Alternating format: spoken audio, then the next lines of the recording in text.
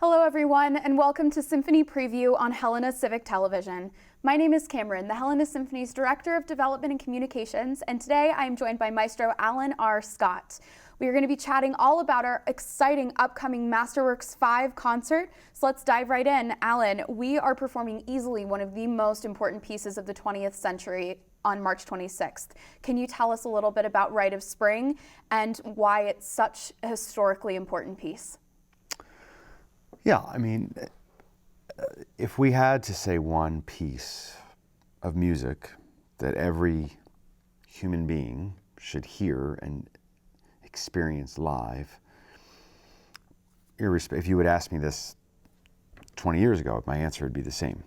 Stravinsky's Rite of Spring changed everything. There's only a handful of works that we can say that about, but Stravinsky's Rite of Spring changed the way we listen to music, the way we experience music. We certainly wouldn't have had rock and roll without Rite of Spring. We wouldn't have had almost any music. Probably jazz would not have existed. It altered the course, like literally, like think of a train track. It just literally just diverted to a completely different mindset. And every composer after that piece was forced to reconcile their own music in relationship to the Rite of Spring. The Rite of Spring, meaning R-I-T-E, rite, not turning right, but like a ritual rite, is the music set to a 35-minute ballet that Stravinsky wrote after two other ballets, both based on these sort of Russian fairy tales, folklores. First, The Firebird, almost Hollywood-like, wonderfully exciting score. Then Petrushka, sort of this puppet. These puppets come to life and sort of like a bad Pinocchio type of thing. Kind of he's a little sinister and causes trouble. And then comes up with another story. This is all for a ballet house in Paris. It's 1913, and the year before he comes up with this music that he said would change the way we hear music forever. And he was right. And he says, I'm going to use, the theme of the ballet is going to be this sort of Russian pagan ritual where in order for spring to occur, to emerge from winter, it has to crack through the foundations of earth, and the pagans have to sacrifice, and the proverbial virgin has to come out and dance herself to death. And that's sort of the heart of the ballet, where you get the one ballerina who literally just, it's incredible, where the energy just explodes out of her body until she just collapses, symbolizing the death of winter and the beginning of spring. He thought the subject matter was exciting. At the time, this was very popular to use sort of these folklores type of music, fairy tales, rituals, sort of exotic and taboo and primitive. That was very exciting for the French audiences. But this music was a different kind of subject matter. No longer did the natural emphasis in music make sense anymore. He was turning things on its head. No 4/4, 3/4, 2/4 time anymore. Not just that. And 7/8 and 6/8, 11/4s. Things that are in nines a lot, and very offbeat, odd emphasis. Mm-hmm. To the point where it just, what he calls orchestra hemorrhaging. It sounds explosive and almost disturbing, but yet you're so connected from a physical point of view. You feel viscerally charged watching something that seems somewhat disturbing, yet you can't look away. It's that, it captures every sense of your being when you experience it as a listener, to say nothing of the ballet itself. The ballet premieres in 1913. People rioted. It's the only piece of music to have ever caused literally a riot where people are slapping each other, screaming at each other. Some people are just almost reduced to primitive, like animals, in a very polite, avant-garde audience of Paris. There are countless stories, some are legends, some are myths, about what happened on that night in May of 1913. But the one thing is sure, after that, everything changed in music. This would be alongside Beethoven's Third Symphony, maybe one of the iconic shifts. And for our purposes, for the last 109 years, the only piece that we look in terms of everything that came afterwards, how we compare it to Rite of Spring. The Rite of Spring changed music. I can't think of any music today that we could argue that would have existed if Rite of Spring didn't occur. Miles Davis, the great jazz player, always said, no, nothing would have existed without the Rite of Spring. You would never have had rock and roll. You would never have had rock and roll. You would never have had everything that gave birth out of rock and roll, from country to rap, to reggae, to pop music, to dance music. None of that would have even have occurred, not the way it did. So Stravinsky's Rite of Spring changed the way we think of art, the way we think of dance, the way we think of music, the way we understand and listen to music. And so many film scores have tried to capture Rite of Spring. So many people try to imitate him. And from the opening lines, you would think it's a saxophone, which is not an instrument used in the orchestra typically. It's not a saxophone, it's a bassoon that just sounds odd from the very opening moment to the iconic pounding and pounding and pounding and offbeat rhythms to the end where it's just, the orchestra just literally collapses unto itself. If there is one artistic experience one must experience in their life, I've seen it in performance as an audience member, 30, 40 times. I've conducted it a handful of times. It's this piece. It's Le Sacre du Printemps, the Rite of Spring. And so I can't encourage people enough to their lives. It's so important for us as living human beings that have physical reactions to things to take this. What I particularly love is that it was written in 1913, May, it premiered a year before World War I broke out. Right. And some people suggest that maybe Stravinsky sensed, he had escaped Russia at this point. He really had nothing to do with Russia. He had escaped before the Bolshevik Revolution in 1917. But World War I was about to occur, and it was like everything was just on edge, and he captures that. He would have argued, no, it had nothing. But it's very eerie that he sort of captured the sentiments of what was going on. Right.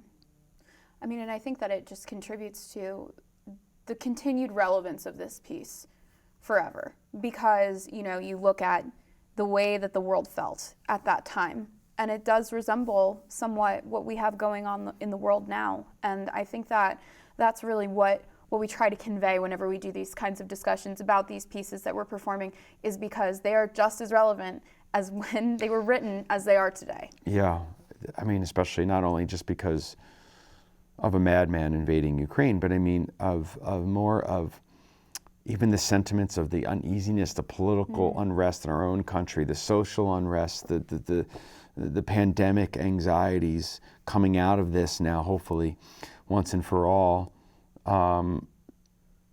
There's been a lot of anxiousness. Yeah. And the Rite of Spring captures it. So it's so uncomfortable, but yet so satisfying to experience. And it just basks in this anxiety that really is so exciting musically. And to say nothing of the fact that this is the most difficult work to perform and to conduct for sure. And yet so the orchestra is increased to 30% more. Bass trumpet, who even knows what that instrument is? Wagner tubas. Instead of 1 or 2 or 3 wind players per section, 5 per section. There's 20-some wind players. Instead of 4 horns, 8 horns. It's just this massive beast of a piece of an ensemble. The visuals, and we're not doing it with the ballet. It's typically not done with ballet anymore. Right. I mean, it can be, but it's often done just in concert. And it's 35 minutes. That will just seem like you emotionally ran a marathon. Yeah. Needless to say, this concert and our final concert of the season, Carmen, are the two that you should see These are just absolutely, and Rite of Spring is rarely performed in Montana. This might be a very unique, special opportunity for our audience here in Helena to experience it. And so just pivoting a little bit to another topic that we should cover is we have launched season 68. Season 68 will begin on September 17th. It's your 20th season with the Helena Symphony. Can you give us a little idea into what we have to expect and why, if you're not a subscriber, you should become one today? Yeah, I think, well, the obvious is, look, you get multiple discounts, you get all access to all that, you get access to the non-series concerts like Mozart by Candlelight and Christmas in the Cathedral before the general public does. You get access to coming to pre-concert events like these little talks where the guest artist and I will talk about some things. Your seats become your seats until you relinquish them. So that alone is worth the value. You get 6 major Masterworks concerts. Some of the highlights, Ravel's Bolero helps open the season. Our concertmaster, who's really an incredible soloist, will be doing work, violin concerto. We also have Mozart's Requiem on, which is interesting. I did it on my 10th anniversary. We did Mozart's Requiem and some Wagner, and in October of this season we'll be doing Mozart's Requiem and some Wagner. It was, I don't know, it's sort of coincidence, but very much about love and loss. Some of Wagner's operas have these incredible themes that are just rip your heart out, beautiful. And Claire Wan-Shi, maybe our most popular love soloist, who I've known for such a long time, she'll be coming to do Rachmaninoff's Second Piano Concerto, one of the most exciting and emotionally gratifying works. We'll be performing Sondheim, who was my first employer, Mr. Sondheim's Sweeney Todd, which is done by some of the great opera companies. Of course, it's been a film, and some people do it in the theater, but it's very much an opera. We had this plan before, and then we lost it because of the pandemic. Rescheduled it. Then just serendipitously, Mr. Sondheim passed away in November. I think it makes it even more important to do it. And it's a wonderful dark comedy. And so that will be performed next May. There's some incredible guest artists that come. There's Mozart by Candlelight, which is not part of the season, but you get to purchase that separately, as well as Christmas in the Cathedral. There's a lot of works that people know and love, and there's a lot of things that they will love once they experience it. Definitely. Yeah, it's just going to be such a wonderful season. And so to become a subscriber, just call us at our office. Our number is 406-442-1860. And it truly is just such a wonderful experience to join the Helena Symphony giving community, to really just immerse yourself in these incredible performances. And we always say that it's just, it enriches your life. Our mission is to engage, enrich, transform, and inspire lives through music. And we invite you to join us in that mission, and it's just so important to us. And I think, well, you can also online at helenasymphony.org. But the other thing about next week's, the March 26th concert, is people will get to experience, we talked about guest artist. I didn't want to forget to mention Amit Peled, who is an Israeli-American cellist and just an exquisite performer. To experience these incredible artists, to perform Elgar's Cello Concerto before we do the Rite of Spring. This is many ways the opposite of Rite of Spring. Right. It's just pure contemplative, reflective. It's the last work Elgar wrote after his wife died. He never really composed again. In many ways, it's an elegy to her. But it's one of the great works in the canon of cellos. Sure. It's performed quite a bit. We haven't done it in about 12 years or so. And so that's another reason you get sort of this, it'll be a very emotionally satisfying concert to come on the 26th. And then to experience Bizet's opera Carmen on April 30th. The last time we did Carmen, it's been about 15, 16 years, every single seat in the house was sold. So that's something that people who really love Carmen, one of the great operas of all time, it'll be a mostly concert version, but one of the great operas that people love. They want to get tickets for both these concerts. Definitely. Well, and we look forward to you all joining us in the concert hall on March 26th for Rite of Spring. Thank you to our incredible sponsors, to Deloitte, Mosaic Architecture, AARP Montana, just so many incredible local businesses and individuals that make our music possible. And we look forward to seeing you on the 26th. Thanks so much for joining us.